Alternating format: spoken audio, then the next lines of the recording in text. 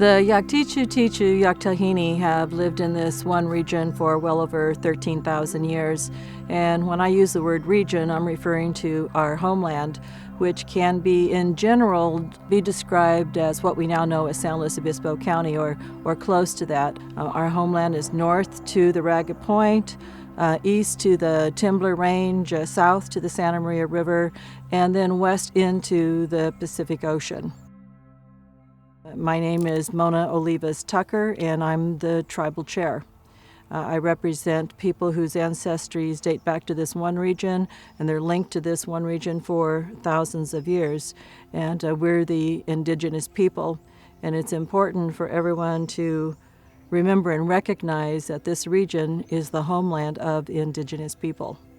People tend to, when they're thinking about history in this part of California, they tend to take it back as far as perhaps the 1700s, which would mean that our history in this area is only a few hundred years old, and that badly misses the mark by thousands of years. Our historical view goes much deeper, and our connection to our ancestral families is not abstract. We know who they were, we know where they lived, and we understand that it was from their resilience, their courage, their determination that we even exist today. We were not nomadic. We stayed in one place for thousands of years, and you can't do that unless you understand how to interact with your environment, how to use it and not destroy it and not to deplete it. We understood how to take care of ourselves, our families, our community. We had a system of governance, we had commerce, we had currency. We traded with other tribes for materials that weren't found naturally in our own homeland. We understood the seasons, astronomy. We understood that the moon had an effect on the tide. We understood time. We made everything that we needed, but we did it with artistry and expression of spirituality. They were for utility purposes, but they were just incredibly beautiful. Our baskets are well known throughout California and considered some of the finest in California, and of course I'm somewhat biased about that. But if you stop and look at a basket, it has intricate, symmetrical designs that is woven into a curved surface. Now try and do that, and it's very hard, and you have to have a system of mathematics in order to accomplish that. We also made ornamentation. We made musical instruments and regalia. And we currently have award-winning tribal members who are making jewelry again with a contemporary expression, and they're equally beautiful. We're relearning how to make baskets. We make musical instruments. We make games. So there's so much more for us to learn and so much more for us to start doing. We're really excited about that.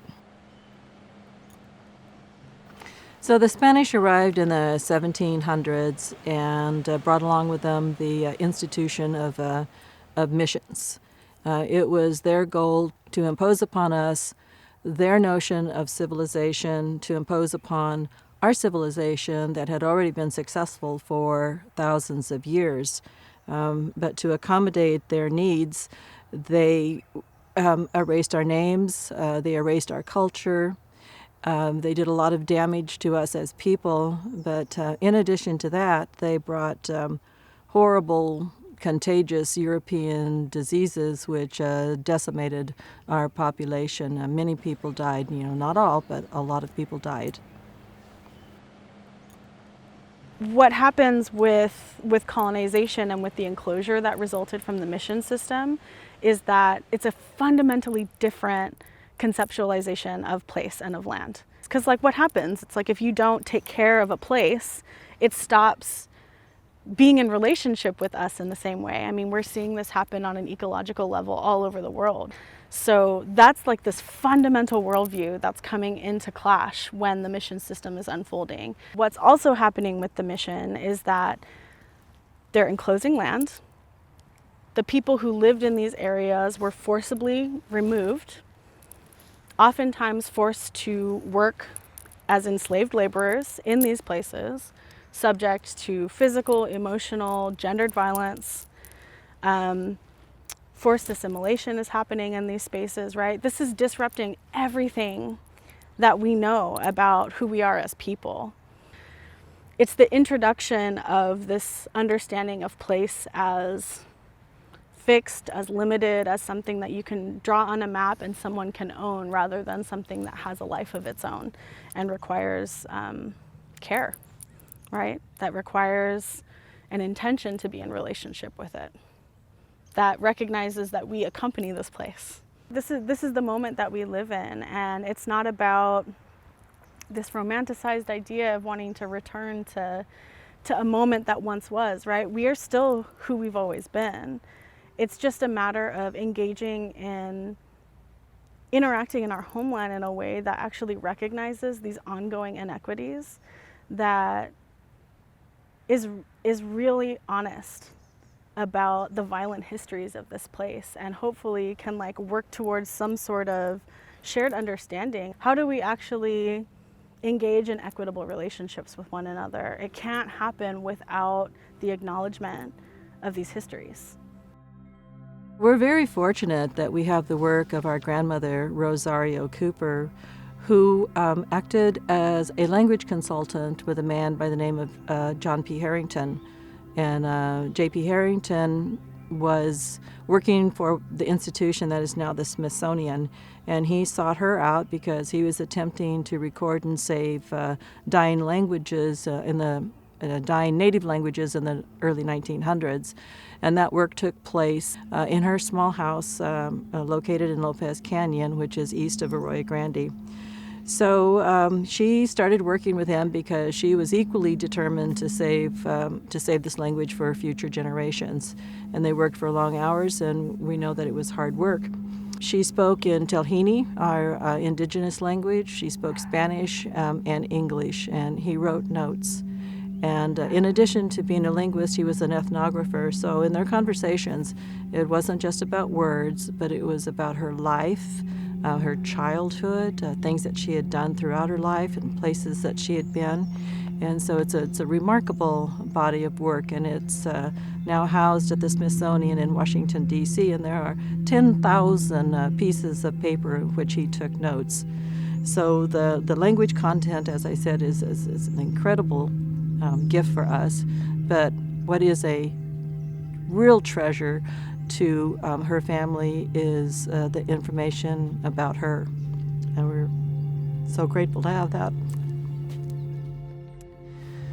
In addition to language, he also recorded her singing songs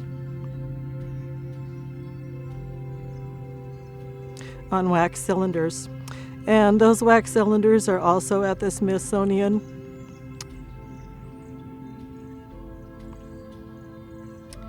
And has given us the ability to now sing her songs again. So we're very grateful to her, and we owe a debt to her that we'll never be able to repay. Language, it's not just grammar, it's not vocabulary words, it's not spelling bees. It embodies our cultural values. It embodies our cultural history and our worldview and the way that we were all brought up. And it ties us directly to this land.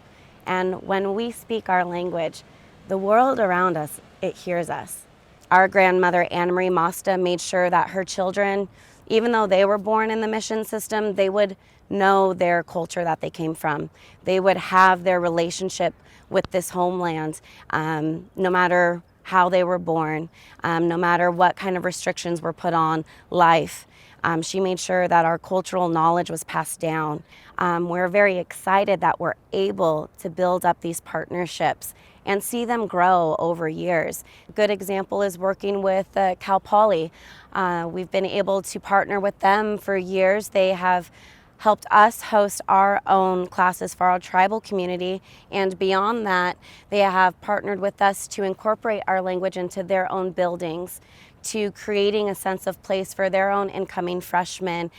We can share our history and build these give and take relationships where it's mutually beneficial to not only protect this homeland that all of us care so much about, but to be interactive, because this is our home and we're always going to be here. And the other people that live here outside of our community, they call this place home too.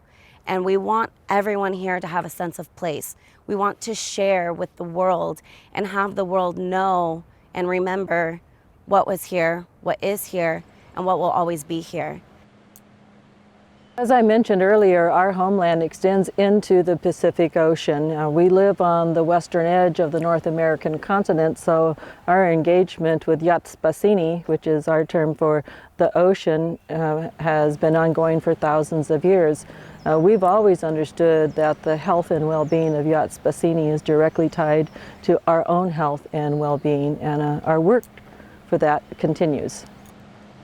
The ocean is our home. We feel at one with the ocean. It is part of us. I am the representative for our tribe to go out into the public and do community outreach, education outreach, to talk about the ocean and why it's important, why we need to protect it, why we need to preserve the ecosystem in the ocean, what that does for our community and how we benefit from it. As our tribe, the ocean is part of our land. Our land doesn't stop at the shoreline. It continues out there. Because we use the ROVs, remotely operated vehicles, we're able to bring that footage to the kids in the class and show them, hey, this is what we saw today. We want this ocean protected. We want to be able to see it thrive and see it live. It is part of us. It is our family, our home, and we have to protect that. So our tribal members work every day to protect, preserve, and promote our elegant culture. And on a government-to-government basis, we talk with federal, state, county, and cities regarding different things that are going on in our area. We're a state-recognized tribe, but no funding comes with that. So the work that we do on a volunteer basis. We hope someday to be a federally recognized tribe, because that brings around opportunities that would assist us in trying to preserve our culture and to promote it to other people so they'll love it and care for it the same way that we do. One of our accomplishments that the tribe is really proud of is working with the city of San Luis Obispo and in drafting the proclamation that is used for Indigenous Peoples Day. In 2017, there was a community-wide effort to replace Columbus Day with Indigenous Peoples Day. This is not always a popular notion because people don't realize the actual history that is so well documented about the horrendous part that Columbus played, because it really is about truth-telling to move forward in healing some of those wounds in the past and to help educate people with what really happened, and that the city has partnered with us in this journey of moving forward together is such an important thing for our tribe. So one of the things that's happening in our homeland right now is the decommissioning of the Pacific Gas and Electric Power Plant that's located on the Pecho coast of our homeland. In addition to the power plant decommissioning, they will be liquidating nearly 12,000 acres of land that is adjacent to the power plant. That's 12,000 acres of mostly undisturbed land, and it has our culture by way of ceremonial sites, cemeteries, village sites, and a lot of that is in nearly pristine condition, and we hope that it stays that way. So we're very actively engaged in working with Pacific Gas and Electric and the many numerous government agencies that are involved with this divestiture. We're partnering with the Land Conservancy of San Luis Obispo County to help us with this work. We have similar goals. They're an excellent organization, and we're grateful to be working with them. But we also continue to look for partnerships of people and organizations who might be able to help us reclaim and reacquire some of our homeland, with our goal is to preserve it. So our tribe is structured with a tribal council and officers. We have various committees, and we're working on different projects all the time. But in addition to that, we have a 501c3 nonprofit that's registered with the state of California. And the purpose of the nonprofit is to help the tribe meet its goals. And we discovered real quick that the nonprofit was very important, because as a tribal entity, lots of times people don't really recognize you as a tribal entity. It's just a family group, where of course we were advised that it would be important to put a nonprofit together to actually have a legal entity that we could essentially promote the tribal activities. And of course the main purpose of the overall entity is to further, I want to say, cultural and economic, and primarily there's a big charge for trying to develop the language and all. And so those are the principal goals, in addition to trying to create and provide educational opportunities to the community.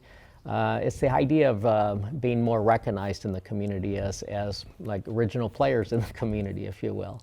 And so with that, it allowed us to kind of be able to go out and do more grant writing to develop the language. We started looking at other organizations that wanted to have participation with the local Native group.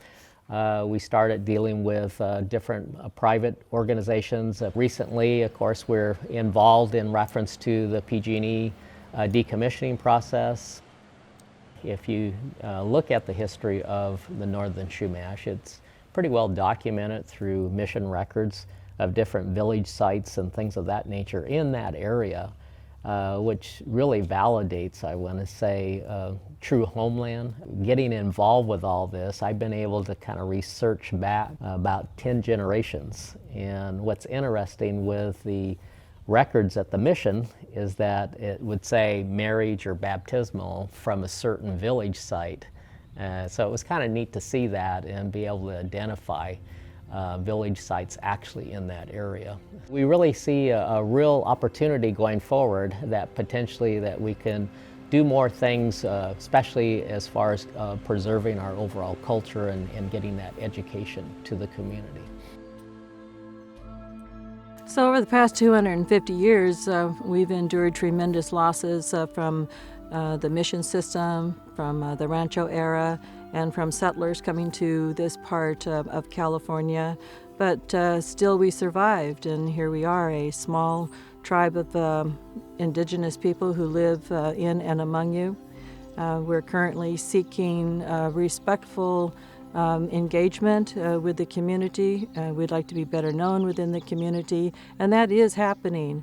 There are people who have reached out to help us in substantial ways, and we appreciate that. We're looking for ways to educate ourselves and the public, find pathways to our own economic sustainability, and really just to impart to you the importance and the history of the yttyt Yaktahini Northern Chumash tribe of San Luis Obispo County and region. And I'll end by saying Ki Istu Mistu Sumokini, which is our way of saying we have faith in it always.